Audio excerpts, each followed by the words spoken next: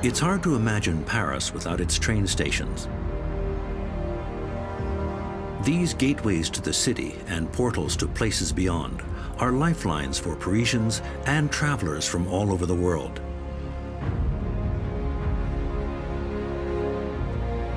Yet when they were initially built to accommodate the first railways, no one could have predicted how iconic they would become.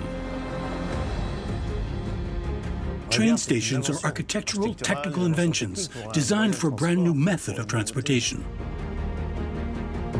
Conceived as basic buildings in the mid-19th century, the stations had to adapt to booming railway traffic, which grew from 2 to 84 million passengers in just 30 years.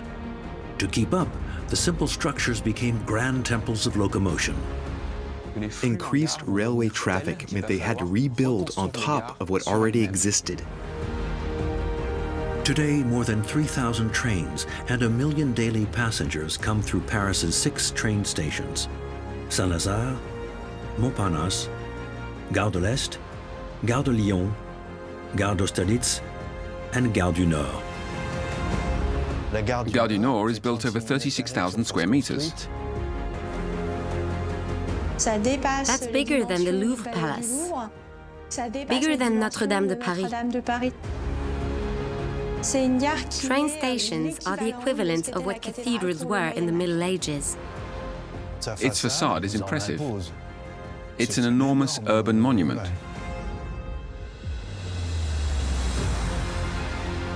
Why does Paris have so many train stations? What architectural innovations did these monuments of stone and metal demand? How did they change over time?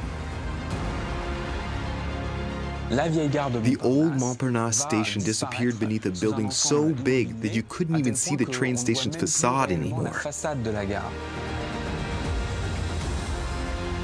It was a radical shift in architectural design. Gare de l'Est was considered so perfect that they couldn't bring themselves to change it. So they built another exactly like it. They basically cloned it. Through computer-generated imagery and never-before-seen aerial footage, you're about to discover a whole new side of the French capital and the unique architectural heritage embodied in these buildings. Come aboard for a journey around Paris and its train stations, some of the most stunning in the world.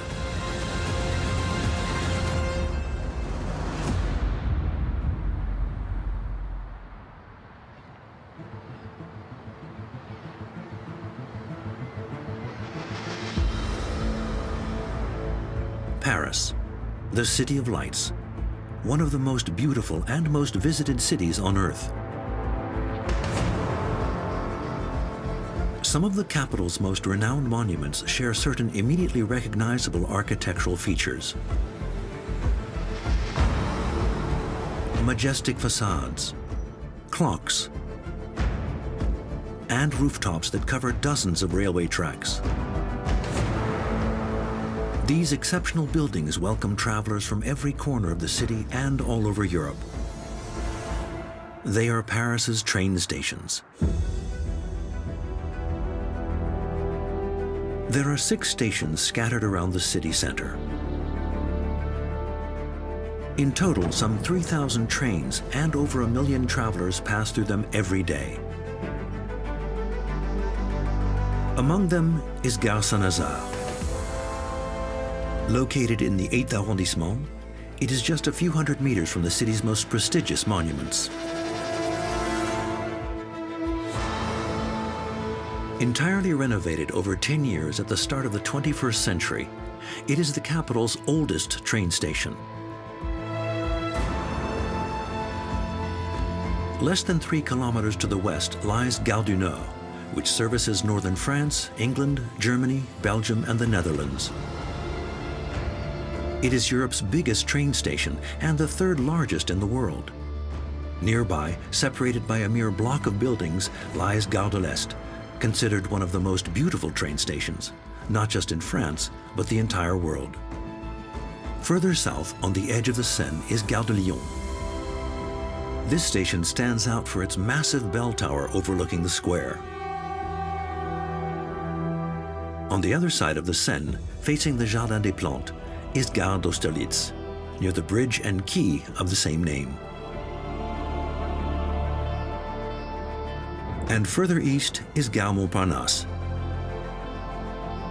hidden beneath a complex that was built in the 1970s around a garden near the tall tower of the same name.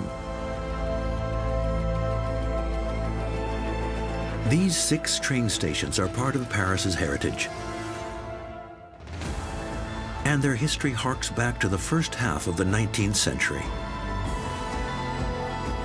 Back then, Paris's city limits were much smaller, and the world had just discovered a new invention, the railway.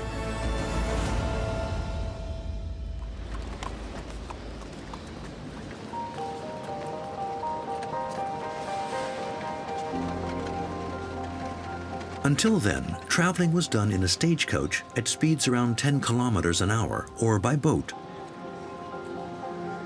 The invention of the railways in 1820 marked an unprecedented economic and industrial revolution. Suddenly, this brand new means of transportation, which was revolutionary, appeared, and interest in railways skyrocketed very quickly. Traveling over metallic rails on a train, with cars that were either open or closed, pulled by a steam locomotive at speeds of nearly 40 kilometers an hour, was exhilarating. The first railway line was built in France in 1823. It only carried merchandise and ran just a dozen kilometers from Saint-Étienne to Andrézieux. It was only 15 years later, in 1837, that Paris's first train station was built at the present-day location of Gare Saint-Lazare. Back then, the word gare, meaning station in French, didn't yet exist, so the building was named Embarcadère de l'Ouest. When we say embarcadère or débarcadère, that just refers to the place where passengers were either picked up or dropped off. It was a nice small building with big windows and beautiful arcades. It was very pretty, and it's located by the Pont de l'Europe, a bridge that's still here today. It was a very modest train station, a simple building and a bridge, with the tracks in a trench. On either side of the railway tracks, there were ramps that went down into the trench that people could use. It was very rudimentary. The building was run by the Perrier brothers, 2 banker entrepreneurs who were based in Paris. Together, they designed this embarcadère to be France's very first train line exclusively for passengers.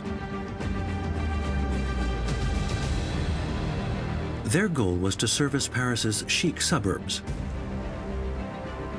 The line ran to the small city of Le Pec and later to Saint-Germain-en-Laye. 18 kilometers of steel tracks and a 30-minute journey, 4 times faster than in a stagecoach.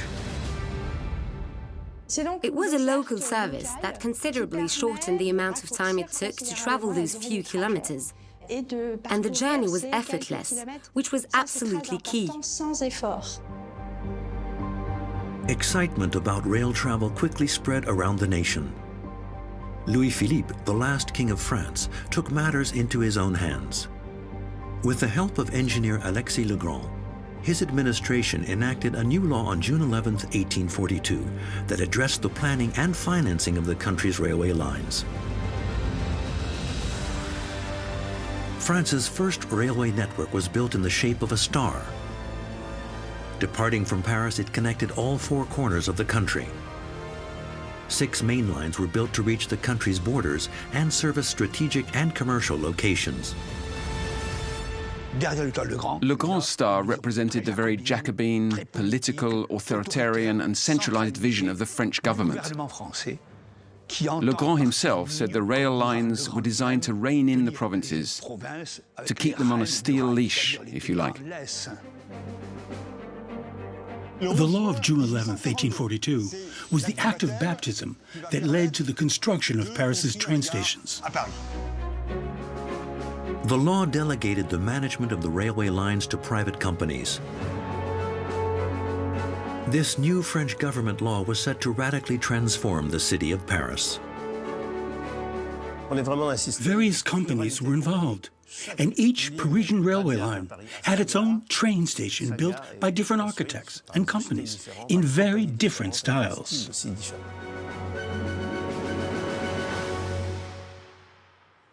Building a railway station required vast amounts of land, not only for the building itself, but also for all the infrastructure that went along with it. Not to mention the tracks themselves, which ran from the train station to various points all over the country.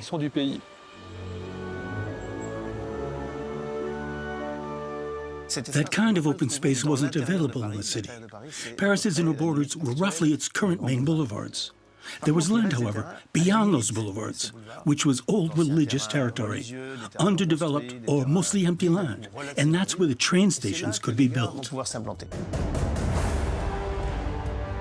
And so, in the 1840s, the outskirts of Paris became home to 6 train stations.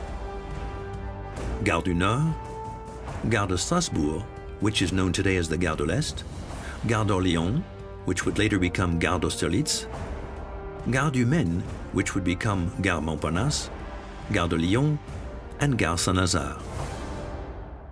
They built over old gardens, like for Gare Saint-Lazare, for example, or over parish lands, like for Gare du Nord. Those lands would directly dictate the advent of the train, which was brand new. This was an industrial world that required a lot of authority, a lot of space, and a lot of financing. After struggling to find the space to build in Paris, the companies faced another challenge: building an architectural structure unlike anything the country had ever seen. Train stations were a modern invention, both architecturally and technically, for a brand new means of transportation. The architects gradually came up with their own structural guidelines, beginning with the facade. The pediment was systematically adorned with a clock that displayed the time outside the building. The clock was a cult symbol of punctuality, time, and even of national unity, because before the railways, clocks had no uniform time. The railways set a common time for the whole country, so the clock was a defining characteristic of all train stations. But behind the facade, architects now had to figure out how the building would be organized. Most of these stations were U-shaped, where the base of the U was turned towards Paris with the facade, which was welcoming and open to the city. The 2 legs of the U were assigned a track for the departures and a track for the arrivals. Because trains were originally invented in England, the stations were built using Anglo-Saxon designs that ran on the left side. Departures were thus on the left and arrivals on the right.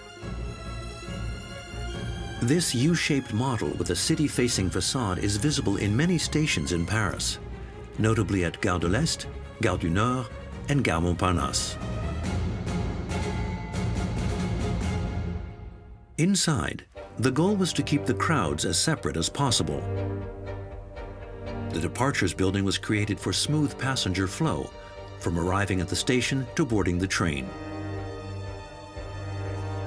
When travelers arrived at the station with their luggage, they first bought a ticket from the ticket counter. Then their bags were quickly collected, much like at a modern-day airport. Finally, the traveler was sent to wait in the waiting area.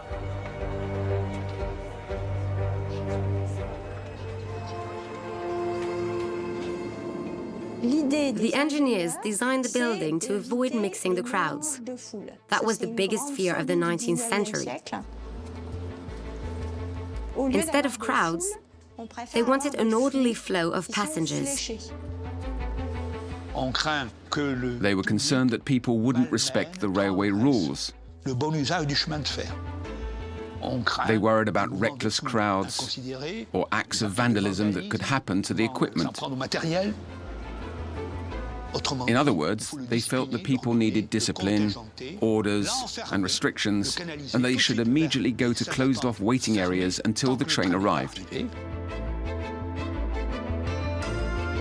Other services quickly took root in these new edifices, such as station bookstalls, created by Louis Hachette. A large main hall was built to connect arrivals and departures with a canopy to protect trains and passengers.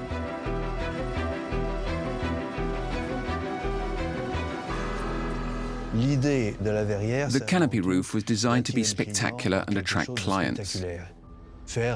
Building large covered spaces was popular in the 19th century. When the first vendor passageways were built, they were immediately covered in canopies because it just looked more elegant, beautiful, and spectacular.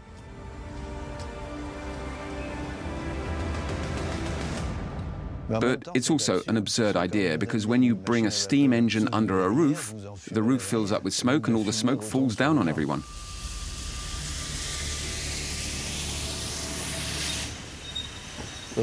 So they needed a partially open canopy to let all the smoke out.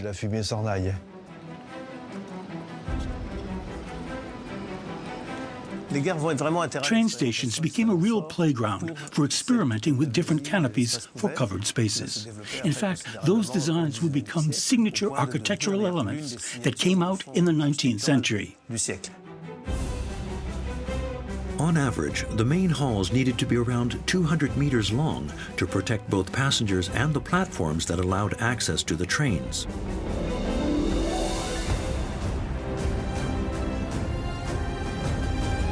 When Gare Saint-Lazare needed to be enlarged, a new roofing technique was developed by French engineer Camille Polonceau. To support the roof of the train station's Great Hall, he had the brilliant idea of installing trusses. Two sturdy, slanted, solid wood or cast iron beams supported each side of the roof. Between the two trusses, metal drafts absorbed some of the pressure and were connected to two cast iron rods, which reinforced the entire structure. This extremely robust system could support considerable weight, and using iron actually lightened the weight of these colossal structures. It was cutting-edge metal architecture. But the train stations were quickly trapped by their original designs. U-shaped stations were inconvenient because once built, they were hard to expand. So they added platforms outside of the U and enlarged the facade, creating cone-shaped train stations. With the railway boom, all of France began to travel.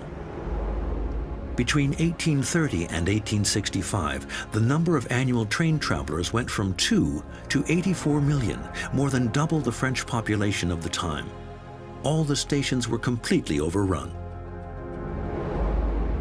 At first, it was a means of transportation reserved for the elites, but eventually became accessible to everyone. Increased railway traffic meant they had to rebuild on top of what already existed.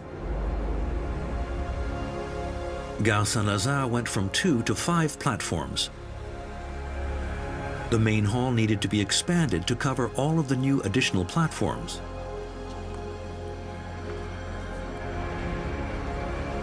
This meant that experimental high load-bearing metallic supports had to be made. The very first large main hall was at Gare Saint-Lazare, which was built by an engineer named Flachat, who was one of the main railway engineers of the time in France. He was the one to build a very large hall with a metal-only frame. Leaving wood behind, Eugène Flachat was able to test significant supporting spans. They were 40 meters long, equivalent to a boulevard. They needed to cover multiple platforms, and 40 meters made it possible to cover at least 7 or 8 platforms, which was much larger than usual. Building larger spans meant that Flachat could reduce the frame's number of support points and remove unneeded cast iron columns from the platforms, which in turn improved the flow of traffic. To erect his metal structure, Eugène Flachat used rivet-affixed iron plates, a first for a train station. A rivet is a kind of nail that allows you to assemble 2 metal plates with pre-cut holes that you just have to align. The technique created a solid yet heavy and complex structure with fewer support points. The rivet remains the metal plates against one another, like how a stitch does to two pieces of fabric. It allows for extremely solid and durable assembly. The plates are pressed very tightly together, which also helps avoid corrosion in between. In the mid-19th century, Gare Saint-Lazare was the busiest train station in Europe. In 1889, it was expanded for the third time. The number of tracks went from 19 to 25. Once a simple débarcadère at its inauguration in 1837, Gare Saint-Lazare had to be entirely reimagined as time passed and traffic increased. More and more tracks, more and more platforms, more and more travelers.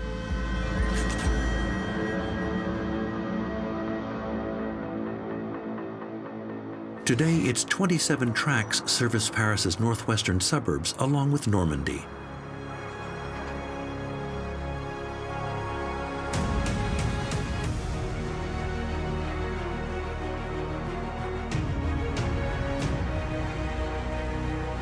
Entirely renovated, the station welcomes some 400,000 passengers every weekday and features a bubble-covered entryway to the underground metro in the main square. At over 180 years old, Paris's oldest train station has preserved traces of its history while transitioning into the 21st century.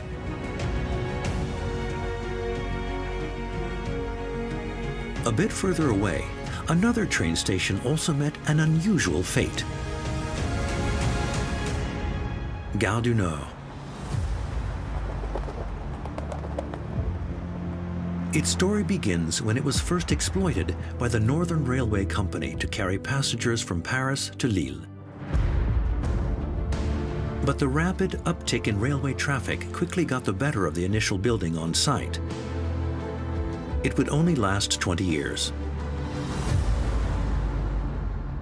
The Gare du Nord that was built in the late 1840s already needed to be renovated in the early 1860s because it was too constrained by its original design and the number of tracks, which made it difficult for passengers to access the trains. Just 20 years after the first building was erected, the Northern Railway Company decided to completely rebuild the station, a colossal undertaking. The company wanted a monumental and architecturally impressive train station at a scale that would better reflect its grand vision. The company hired Jacques-Ignace Idorf, a famous architect who was behind the renovations undertaken at Place de la Concorde. Expropriations, building demolitions, and street modifications were required for Gare du Nord's expansion. It doubled the number of tracks and now featured a gigantic facade. The station was built over 36,000 square meters. It was 220 meters long and 180 meters wide in total. It was an enormous urban monument. It's one of the longest buildings in Paris. It's bigger than the Louvre Palace, bigger than Notre-Dame de Paris. Its facade resembles a Roman triumphal arch. It's almost like a giant curtain right in front of you that's very impressive.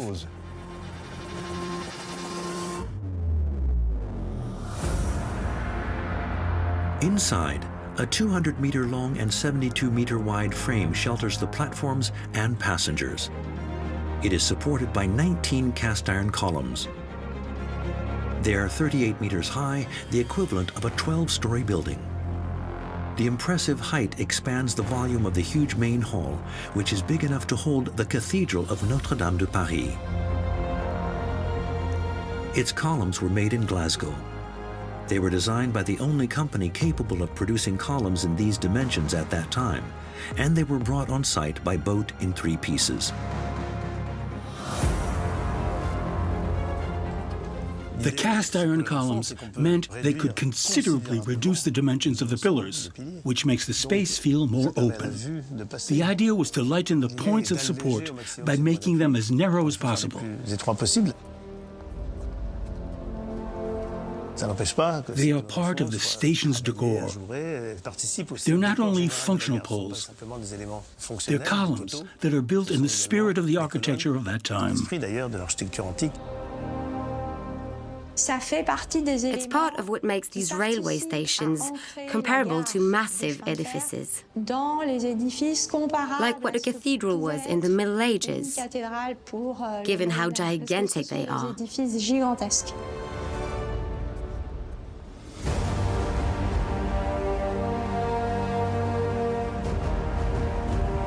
Today, the combined traffic from rail, the RER, and the metro has made Gare du Nord Europe's biggest train station, with some 300 million passengers annually, almost as much as there are people in the United States. Next to the monumental Gare du Nord is Gare de l'Est, which welcomes 10 times fewer travelers. Much smaller than its neighbor, it still left its mark on history.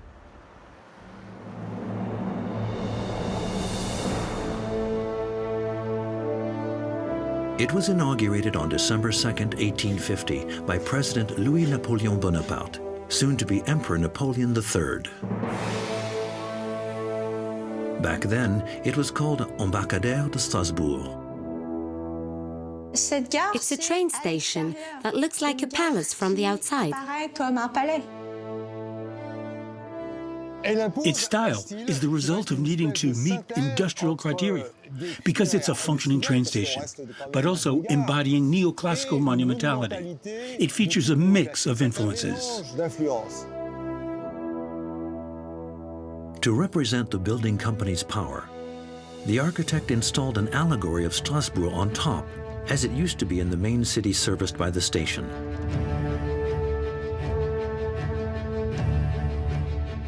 The colonnades and the arcades gave the impression of a small Italian palace. And its rose window and glass roof made it one of the most well-lit buildings of the period.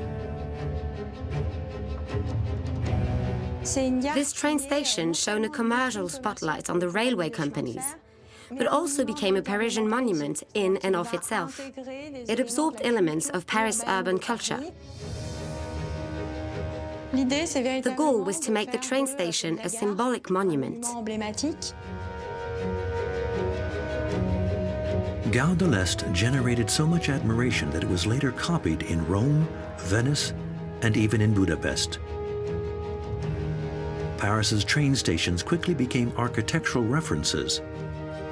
Yet, only 20 years after they first made their debut, an event would give them an even more important role in the organization of the French capital.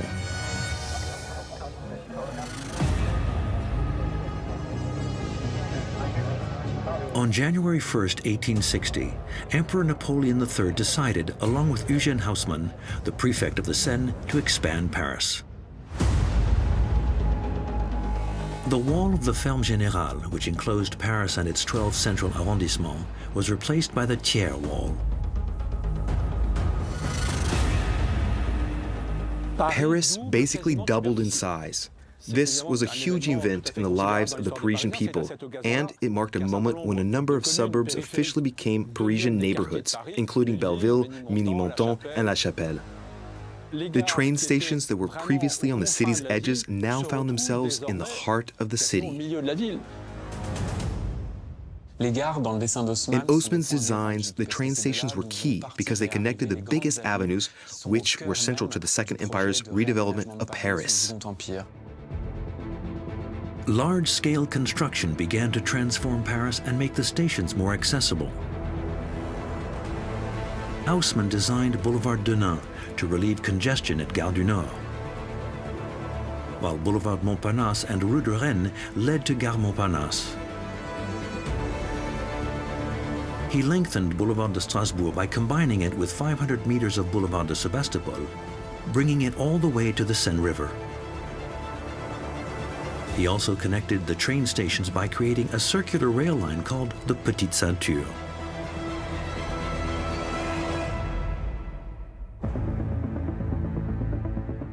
This meant that the trains arriving from Strasbourg, for example, didn't need to ever arrive at Gare de l'Est. They could get on the Petite Ceinture Railway a couple hundred meters ahead, go around the capital, and merge with the lines from Gare Montparnasse, which led to Brittany. For Gare de l'Est, the increase in rail traffic led to successive enlargements. It went from only 2 tracks in 1850 to 4 in 1854 and 16 in 1900. But over the next 30 years, traffic increased tenfold, and Gare de l'Est was forced to get even bigger.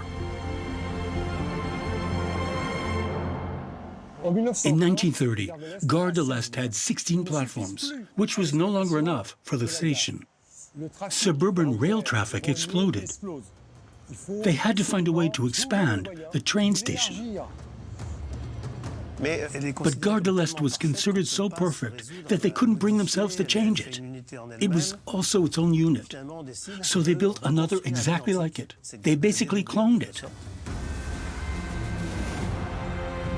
To avoid modifying the original building, the architect created an almost exact replica of it to the east. An undertaking that required major urban planning. Rue de Faubourg Saint-Martin was deviated by 65 meters. All the surrounding roads were expropriated. The new roads were built, like Avenue de Verdun, to divert traffic that was accumulating in front of the Gare de l'Est. It was the biggest construction project of the period.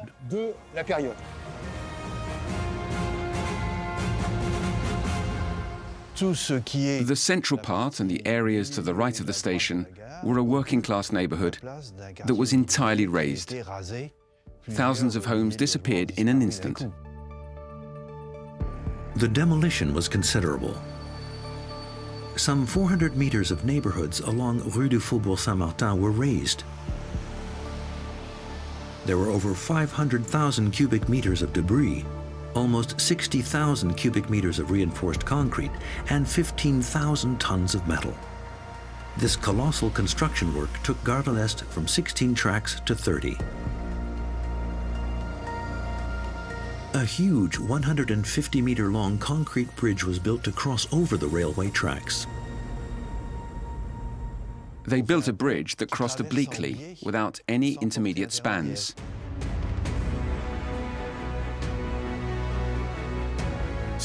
We call them American beams, which consist of consecutive cross braces along 2 long girders. It's like a big crate. This allows the road to go over the tracks. Gare de l'Est, thanks to its facades, its roofs, its departure and arrival halls, was listed as a French historic monument in 1984. Some believe it is the most beautiful train station in France, if not the world.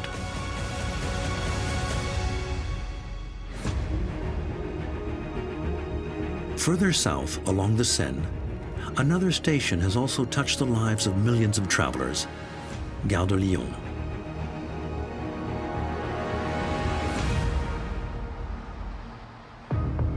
Gare de Lyon was where the royalty went to travel. It took people to Nice, Cannes, to winter sport destinations, and to the colonies of Algeria, Tunisia, and Morocco. It made people dream of marvelous and luxurious worlds.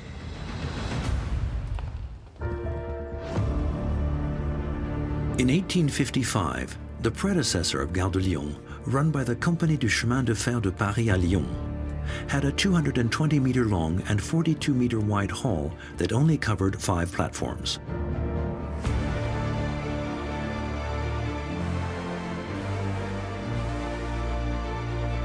But in 1900, Gare de Lyon took on a new dimension. At the start of the century, Paris welcomed one of the largest international events ever, the World Fair of 1900. The French capital wanted the millions of visitors attending to see it as the world's most modern city.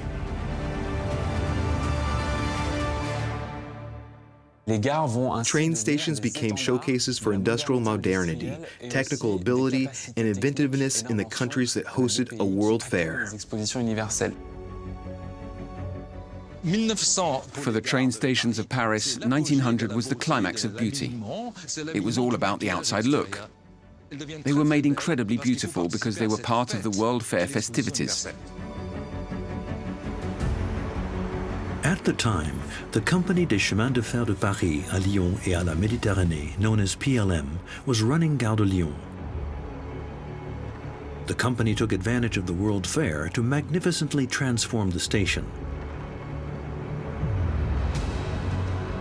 To put the company's power on display, architect Marius Toudoir gave the station an enormous bell tower, or steeple, which had never been done before for a railway station.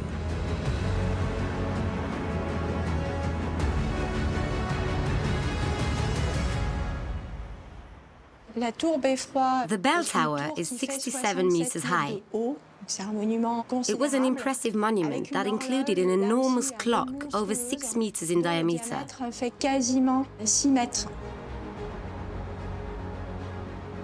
These are gigantic proportions. This kicked off the monumentalization movement, which led to huge train stations.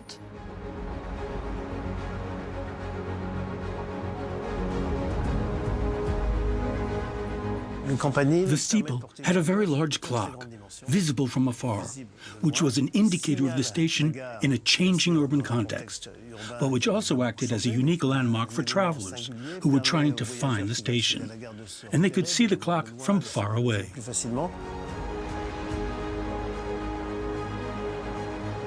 The clock's dials have a diameter of 6.5 meters, only a few centimeters smaller than Big Ben's in London.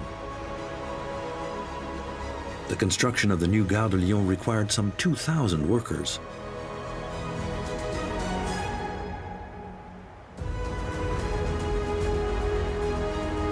Builders had to come up with particularly creative techniques to bring the architect's bell tower to life, particularly for the upper sections. First, they built a skeleton frame out of metal. Then they placed the facade stones around it, before inserting the 4 giant clocks and covering the top with a 10-meter-high metal roof.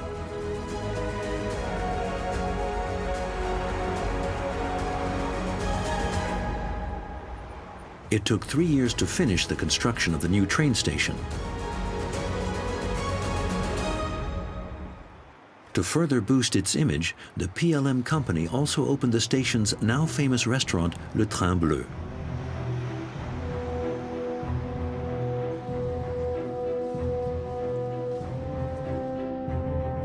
The restaurant was inaugurated in 1901 by the President of the Republic, Émile Loubet. The type of client who spent the winter holidays in the Côte d'Azur was the same kind of client that went to Le Train Bleu. They were clients of means, so the restaurant was decorated to reflect the decor they were used to. Today, over a century later, Le Train Bleu, which is now a French historical monument, and the bell tower that dominates the square, still retain their charm and are part of the Paris World Fair legacy that went down in history. A legacy that can also be found a bit further away, on the other side of the Seine, where lies Gare d'Austerlitz.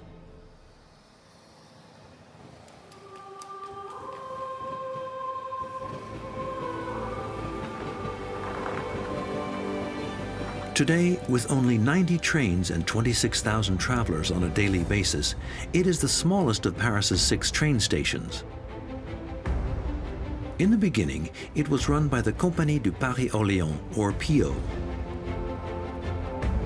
Inaugurated in 1840, it was nothing but a small embarcadère, until it was enlarged in 1846, and then entirely rebuilt in 1862. That's when it was given a 280-meter-long and 51-meter-wide Great Hall, the second biggest in France after that of Bordeaux. But right from the start, the PO company thought the station was too remote, located between Pitié-Salpêtrière University Hospital and the Jardin des Plantes.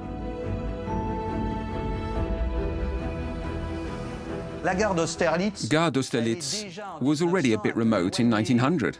The PO company directors didn't feel it met their standards.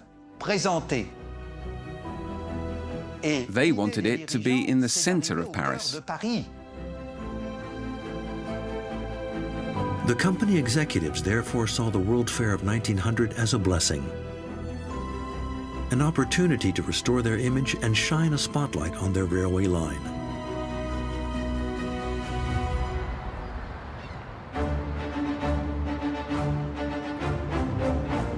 To do so, they took advantage of a tragic event that had occurred a few years prior on the edge of the Seine, a few kilometers west from Gare d'Austerlitz.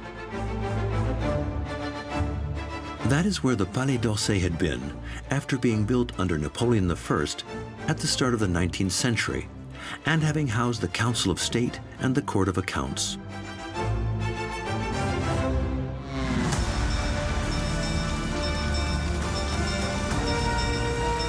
But in 1871, an enormous fire had entirely destroyed the building.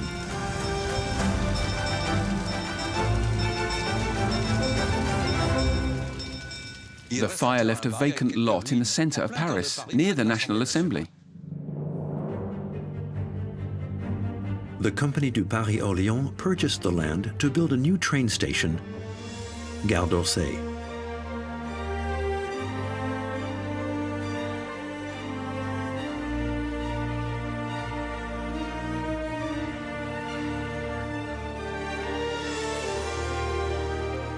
It was built in the center of Paris, facing the Louvre.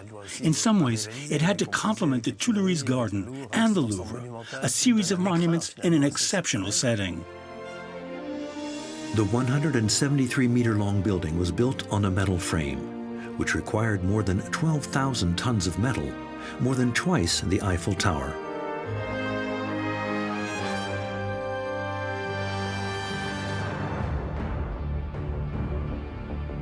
The company's goal was to provide easy central access for their clients coming for the World Fair.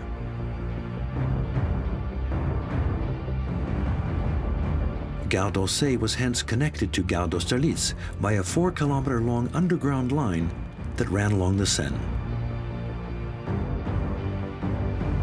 An exceptional project at the time, because this underground connection meant using electric traction, even though most locomotives back then were steam-powered.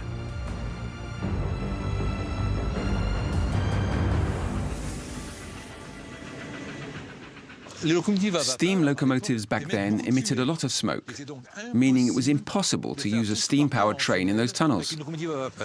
So when big trains arrived in Austerlitz, they removed the steam locomotive and attached a smaller electric locomotive that would bring the train to Orsay, which was an entirely electric station.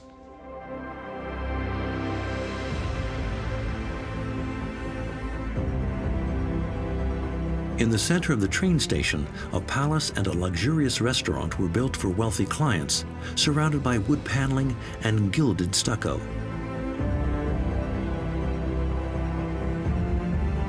They didn't skimp on the volume or on the very meticulous decorations, which embellished the Great Hall and the facade.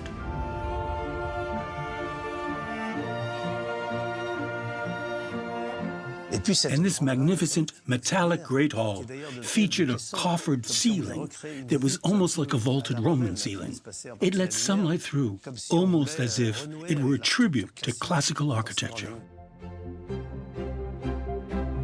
Its monumental architecture and impressive facade along the Seine resulted in the brand new Gare d'Orsay becoming a major icon of the World Fair of 1900.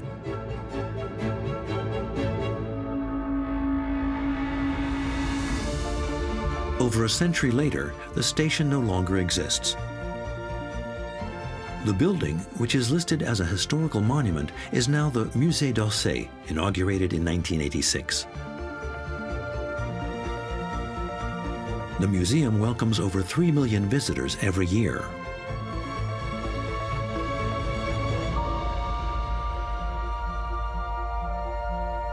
But it will forever retain the former train station's majestic architecture, which inspired travelers who came to discover the City of Lights in 1900.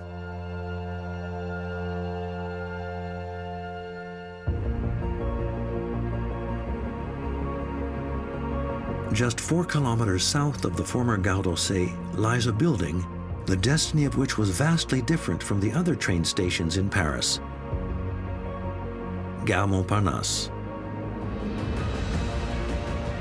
The station is located at the foot of the massive Tour Montparnasse, which comprises 58 floors and is 209 meters tall.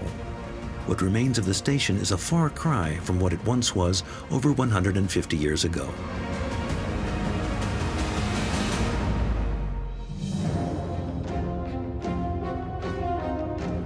The first building, named Embarcadère de la Barrière du Maine, was a 50-meter-long main hall that had a single 155-meter-long track. 2 platforms ran trains from the left bank to Versailles. 8 years later, the French government decided to build a new train station that would connect the cities of Chartres and Rennes.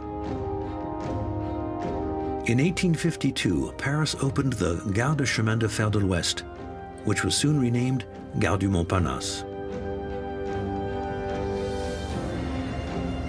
The station's beautiful city-facing facade and its architecture were similar to Paris's other train stations. But it was far too small to support the increase in rail traffic at the end of the 19th century. In 1929 and 1936, the station was enlarged with 2 annex stations to handle train arrivals and departures. 3 stations into 1, a setup that would not last.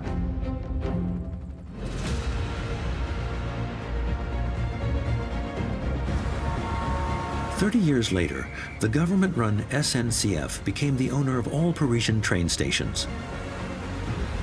Cars were becoming commonplace in France. The railways were forced to adapt to new transportation challenges, and the stations had to upgrade. Gare Montparnasse couldn't meet these new demands, so the government demolished it. Beginning in 1965, the Maine-Montparnasse district renovations were one of the city's biggest construction projects.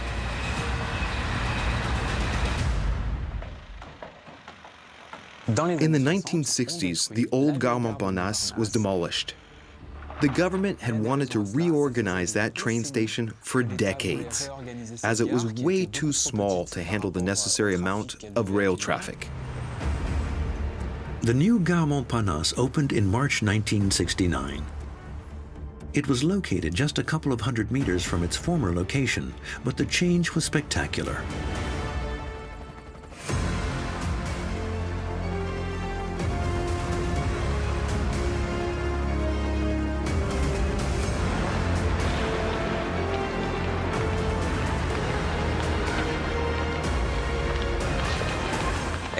It disappeared beneath construction that housed lodging and offices, to the point where you couldn't even see the station's facade anymore. It was a radical architectural change.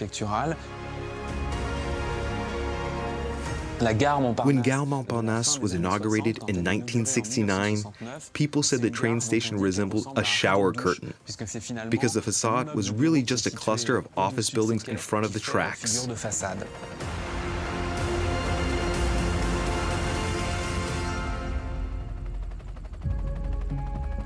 Gare Montparnasse became part of the city thanks to the new shops and business centers around it, which created a stronger bond between the city and the train station itself. There was no longer a separation between the station and the city. The train station became one with the city through its porosity. At the end of the 20th century, the renovated Gare Montparnasse was the first to usher in a new era of rail travel: high-speed railways.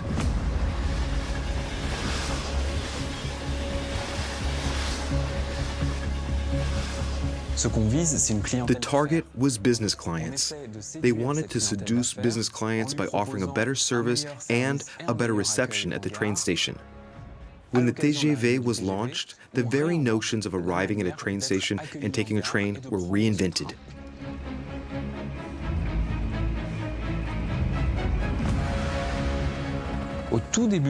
In the early 1990s, it became a reference for the SNCF on how to rethink stations for the 21st century.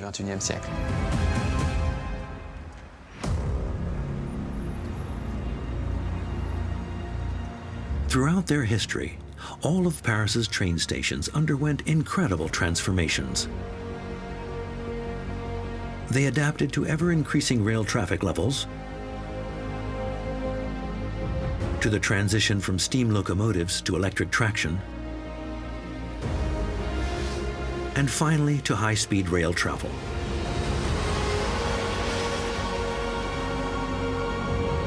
Once simple departure and arrival points, these train stations underwent large-scale upgrades that transformed them into living spaces where one can take time for a break. Genuine cathedrals of the 21st century, Paris's train stations have become emblematic monuments of the city. They will forever be part of the French capital's heritage.